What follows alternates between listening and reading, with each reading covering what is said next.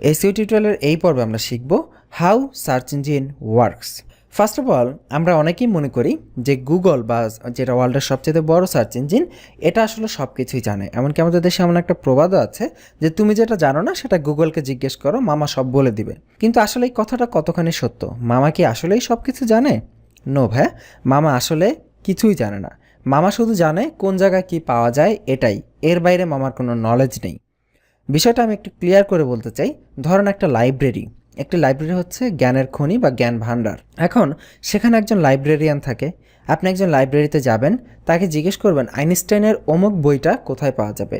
সে হয়তো 1 মিনিটেরও কম সময় আপনাকে বলে দেবে অমুক তাকে গেলে তুমি আইনস্টাইনের ওই বইটা পাবা। সেখান থেকে আপনি গিয়ে বইটা নিয়ে পড়তে পারেন। এখন ওই লাইব্রেরিয়ান কিন্তু জানে না ওই বইয়ের ভেতরে কী আছে, বা ওই বইয়ের যে নলেজ, সেই নলেজ কিন্তু লাইব্রেরিয়ানের নেই। সে শুধু জানে কোন বই কোন জায়গায় রাখা আছে। ঠিক গুগলও একই ভূমিকা পালন করে। গুগল নিজে কিছুই জানে না, তার নিজের কোনো নলেজ নেই। সে শুধু এতটুকুই জানে কোন নলেজ কোথায় গেলে পাওয়া যাবে, এবং সেইটাই সে আপনার সামনে প্রদর্শন করে। আপনি যখন গুগলে কোনো কিছু লিখে সার্চ করেন, সে তার ওই নলেজের ভাণ্ডার, যেহেতু সে জানে যে কোন ওয়েবসাইটে কী আছে, সো সে সেখান থেকে আপনাকে ওই নলেজের ভাণ্ডারের লিঙ্কগুলো আপনার সামনে এনে দেয় যে তুমি অমুক ওয়েবসাইটের অমুক পেজে গেলে এই তথ্যটা জানতে পারবা, এবং আপনি ওই লিঙ্কে ক্লিক করে সেই ওয়েবসাইট থেকে মূলত আপনি তথ্যগুলো সংগ্রহ করেন। মূলত গুগলের কাছ থেকে আপনি কোনো তথ্য সংগ্রহ করতেছেন না, শুধুমাত্র ওয়েবসাইটের লিঙ্কটা ছাড়া। এবং এইটাই হচ্ছে মূলত সার্চ ইঞ্জিনের ভূমিকা। এখন প্রশ্ন আসে, এই যে আমি বলতেছি গুগল জানে কিভাবে যে বিভিন্ন ওয়েবসাইটের কোথায় কি পাওয়া যায়, এইটা আসলে গুগলের কাছে তথ্য কিভাবে থাকে? গুগলের কাছে এই ডাটাটা জমা থাকে হচ্ছে গুগলের বেশ কিছু অটোমেটিক সফটওয়্যার রয়েছে, যেগুলোকে গুগলের স্পাইডার বা বট বা ক্রলার বলা হয়ে থাকে। যেটাই বলেন না কেন, স্পাইডার, বট বা ক্রলার, এটা হচ্ছে এমন একটি ফাংশন বা এমন একটি অটোমেটিক সফটওয়্যার যেটা 24 ঘন্টায় 24/7 পুরো ইন্টারনেট দুনিয়া ঘুরে বেড়ায় এবং দেখে কোন নতুন ওয়েবসাইট এসেছে, কোন ওয়েবসাইটে কি চেঞ্জ হয়েছে, কোন ওয়েবসাইটে কি ইনফরমেশন যোগ করা হয়েছে, কি ইনফরমেশন ডিলিট করা হয়েছে। এই যাবতীয় ইনফরমেশন, মানে পুরো ইন্টারনেট দুনিয়া, দেখুন এত বড় একটা দুনিয়া, এই দুনিয়াতে কোথায় কি হচ্ছে প্রতি মুহূর্তে তার খবর এই বট ঘুরে ঘুরে ঘুরে ঘুরে নিতে থাকে এবং গুগলের ডাটাবেসে জমা করতে থাকে যে অমুক ওয়েবসাইটে অমুক চেঞ্জ হয়েছে। ধরুন আজকে আইটি বাড়ি হঠাৎ করে এসইওর আপডেট নিয়ে আসলো, এসইওর একটি নতুন টিউটোরিয়াল নিয়ে আসলো, বা ফেসবুক মার্কেটিংয়ের একটি নতুন টিউটোরিয়াল নিয়ে আসলো। আমরা আমাদের ওয়েবসাইটে পাবলিশ করলাম যে ফেসবুক মার্কেটিংয়ের টিউটোরিয়াল এসেছে। তখন কি করবে গুগল বট? আমার ওয়েবসাইটে যাবে, গিয়ে দেখবে হ্যাঁ আইটি বাড়িতে নতুন একটা টিউটোরিয়াল এসেছে। সে এই তথ্যটা গুগলের কাছে জমা দিবে। গুগল কি করবে? এই তথ্যটা তার ডাটাবেসে সেভ করে রাখবে যে আইটি বাড়ির ফেসবুক মার্কেটিংয়ের একটি টিউটোরিয়াল বের হয়েছে।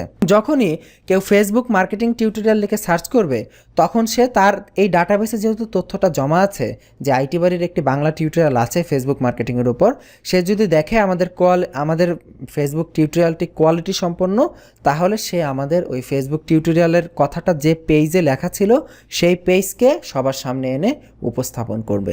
এই হচ্ছে জাস্ট গুগলের কাজ। এটা ছাড়া গুগলের আর কোনো কাজই নেই। গুগল আসলে, এখন আমি আপনাকে একটি চমৎকার এক্সাম্পল দেখাই। অলরেডি আমি আপনাকে দেখিয়েছি যে গুগল কত দ্রুত এই কাজটা করতে পারে। যেমন আমি যদি এখানে লিখি বেস্ট মোবাইল 2018, 2018 সেরা মোবাইল কোনটা, এখানে আমি অল সিলেক্ট করছি, এখানে ইমেজ সিলেক্ট করা ছিল। দেখুন যখন আমি বেস্ট মোবাইল 2018 লিখে সার্চ করলাম, এখন জাস্ট এই ছোট্ট স্ট্যাটিস্টিক্সটা আপনি একটু ভালো করে লক্ষ্য করুন। নিশ্চয়ই অলরেডি বুঝে গেছেন 9.6 বিলিয়ন রেজাল্টস।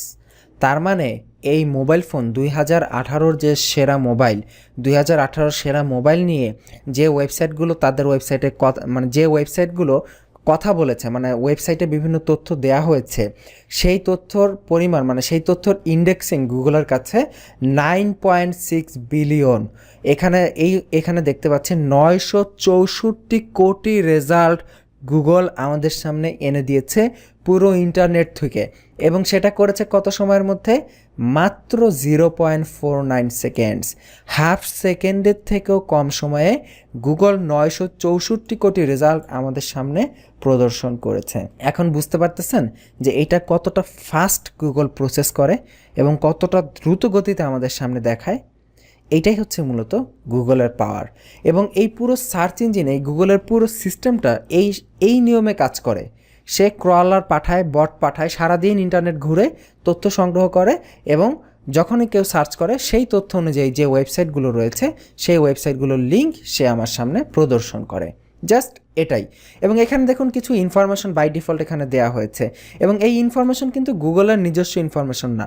এই ওয়েবসাইটে গেলে আপনি এই ইনফরমেশনগুলো পাবেন এবং গুগল কি করেছে, এই ওয়েবসাইট থেকে কিছু ইনফরমেশন টান দিয়ে কেটে তার সামনে প্রদর্শন করেছে যে সার্চ করেছে তাকে সহজে বোঝানোর জন্য। এটাকে বলা হয় স্নিপেট। গুগল এরকম বিভিন্ন স্নিপেটের মাধ্যমে অনেক সময় বিভিন্ন রেজাল্টের উত্তর সামনাসামনি প্রদর্শন করে থাকে বিভিন্ন ওয়েবসাইটের ভেতর থেকে তথ্য সংগ্রহ করে। সো এই হচ্ছে গুগল বা সার্চ ইঞ্জিনের কার্যপ্রণালী। এখন আমার মনে একটি প্রশ্ন আসতেছে, আপনার মনেও আসা উচিত, সেটা হচ্ছে এই যে আমি বললাম গুগলের বট 24 ঘন্টায় ঘুরতে থাকে, সব ওয়েবসাইটের তথ্য নিতে থাকে, তাহলে এমন কি হতে হয় না যে আপনি কি একবার ভাবেন না যে ফেসবুকের মধ্যে আপনি অনেককে অনেক পার্সোনাল মেসেজ দেন, পার্সোনাল ছবি দেন, গুগল তো তাহলে সেগুলোও দেখে ফেলতেছে, তাই না? তাহলে গুগলের কাছে সেই ডাটাগুলোও চলে আসতেছে। এরকম হলে কীরকম হলো? তাহলে তো মানুষের কোনো প্রাইভেসি থাকলো না। আসলে এই বিষয়টা কন্ট্রোল করা যায়। আমি ওয়েবসাইট করব, আমার ওয়েবসাইটে আমার পার্সোনাল তথ্য থাকতেই পারে, আমার সোশ্যাল মিডিয়াতে আমার পার্সোনাল তথ্য থাকতেই পারে, কিন্তু আমার ইন্টারনেটে আমার পার্সোনাল তথ্য থাকবে দেখে গুগল যে সেটা দেখে ফেলবে, তার বট পাঠিয়ে যে সেটা জেনে ফেলবে, এমন তো না, তাই না? এমন তো করা যায় না। এর জন্য গুগলের বটকে কন্ট্রোল করার জন্য এসইওর কিছু সিস্টেম আছে, সেটাকে বলা হয় robot.txt ফাইল। এই robots.txt ফাইলের মাধ্যমে আমরা আমাদের ওয়েবসাইটে কন্ট্রোল করতে পারবো যে আমার ওয়েবসাইটের কোন পেজে গুগল বট আসবে, কোন পেজে গুগল বট আসবে না। সেইটা আমরা বাধা ধরার রুলস আমরা দিয়ে দিতে পারবো। আমরা যদি কোনো পেজকে আটকে রাখি যে এই পেজে কোনো গুগল বট প্রবেশ করবে না, তাহলে গুগলের বট বা অন্যান্য সার্চ ইঞ্জিনের বটগুলো আমরা কখনোই এই সাইটে প্রবেশ করতে পারবে না এবং আমার ইনফরমেশনগুলো সে ইন্ডেক্স করতে পারবে না। ইন্ডেক্স করা মানে হচ্ছে আমার ওয়েবসাইটে যে ইনফরমেশন আছে সেই তথ্যটা গুগল সংরক্ষণ করা, যে আমার ওয়েবসাইটে এই তথ্যগুলো পাওয়া যায়। দ্যাট মিন্স গুগল চাইলেই সব ওয়েবসাইট ইন্ডেক্স করতে পারে না যদি তার ইন্ডেক্সের প্রপার পারমিশন না থাকে। আশা করি আপনারা গুগল বা এই সার্চ ইঞ্জিন কীভাবে কাজ করে সেই সম্পর্কে খুব ক্লিয়ার একটি ধারণা পেয়েছেন। আজকের পর্ব এই পর্যন্তই। আগামী পর্বের আমন্ত্রণ রইল। ভালো থাকবেন। আল্লাহ হাফিজ।